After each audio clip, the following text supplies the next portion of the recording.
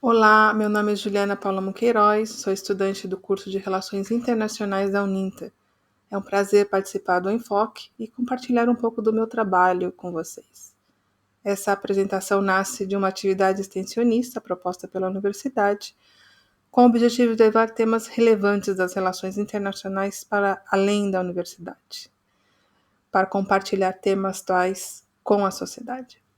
Essa ação aconteceu na rede da Compasso Social, uma organização que apoia a imigração e a sua integração aqui na Holanda, e o objetivo deste vídeo é apresentar o resultado dessa experiência, além do tema que eu escolhi investigar. A escolha do tema vem muito da minha vivência pessoal. Eu moro na Europa há mais de 20 anos e, nesse período, acompanhei de perto as transformações políticas e os desafios enfrentados pela União Europeia. Foi a partir dessa vivência que surgiu a inspiração para esse estudo, mais especificamente a observar um dado que considero bastante expressivo. Entre os anos 2000 e 2024, a população imigrante na União Europeia praticamente dobrou. Passou de cerca de 22 milhões para mais de 45 milhões de pessoas, segundo a Eurostat. Número bastante relevante e substancial. Mas o que me chamou ainda mais a atenção foi outro movimento, o que ocorreu em paralelo: o crescimento do apoio à extrema-direita. Estamos falando atualmente de uma onda extrema, principalmente identifico que a partir dos anos 2000 e a partir de 2010 esse apoio se intensificou, coincidindo com uma série de crises institucionais, econômicas, identitárias e até guerras. E coincidindo com a crise dos refugiados em 2015. O gráfico que apresento aqui revela com clareza essa dinâmica. De um lado, o aumento expressivo da imigração, do outro, o fortalecimento da extrema-direita, que passou a ocupar inclusive posições de poder nos governos nacionais e utilizando-se de base democrática. Claro, observando todos esses dados, me surgiu a questão que eu propus investigar nessa atividade. Como a imigração tem sido usada como símbolo daquilo que vai mal nas sociedades europeias contemporâneas? E como isso se conecta à ascensão do extremismo político? Foi isso que eu decidi compartilhar de forma apartidária e de forma acadêmica com os presentes na Compasso Social, durante a minha atividade extensionista.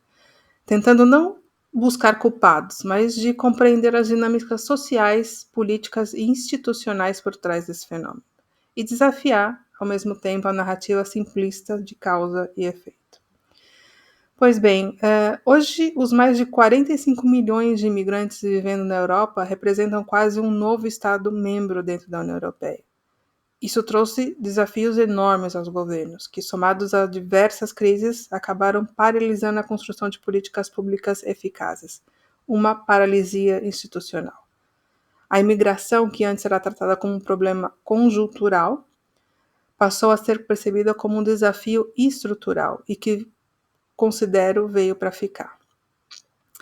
A linha azul do gráfico mostra como, acompanhando essa realidade, também aconteceu a linha vermelha do gráfico. O apoio à extrema-direita cresceu. Mas por quê? Para entender melhor, fui buscar a história do extremismo na Europa. Cheguei ao trabalho de Casmut, que define o momento atual como a quarta onda da extrema-direita, iniciada no começo segundo eles, no começo dos anos 2000, que considero certo, impulsionada pelos atentados de 11 de setembro. A partir dos atentados, o medo do outro, do estrangeiro, do imigrante, do alien, se tornou um catalisador poderoso. A grande invasão, tão temida pela extrema-direita. Grandes ondas de securitização se espalharam pelo planeta e surgiu de forma marcante a islamofobia. Mas eu queria ir além da explicação política e foi então que eu busquei apoio também nas ideias de Michel Foucault, um filósofo francês que nos ensina que o poder se constrói por meio do discurso e ele trata de entender como o poder se desenvolve dentro das sociedades. E o que vemos hoje é justamente isso, um discurso que transforma o migrante no bode expiatório de crises que são maiores. O crescimento da extrema-direita nesse contexto não acontece por causa da imigração, mas sim porque ela é usada como catalisador de medo, exclusão e separação. O nós contra eles. Mas por trás disso existe algo mais profundo: a incapacidade dos sistemas políticos de lidar com desigualdades estruturais, a falta de políticas públicas robustas, um vácuo institucional que abre espaço para discursos populistas e radicais. Ou seja, o problema não é apenas a imigração, é a forma como o poder se reorganiza em tempos de crise, utilizando o medo como instrumento de controle. E o mais preocupante, a extrema-direita não apenas cresce nas margens, na marginalidade, ela entra nos governos durante na quarta onda extremista que estamos vivendo.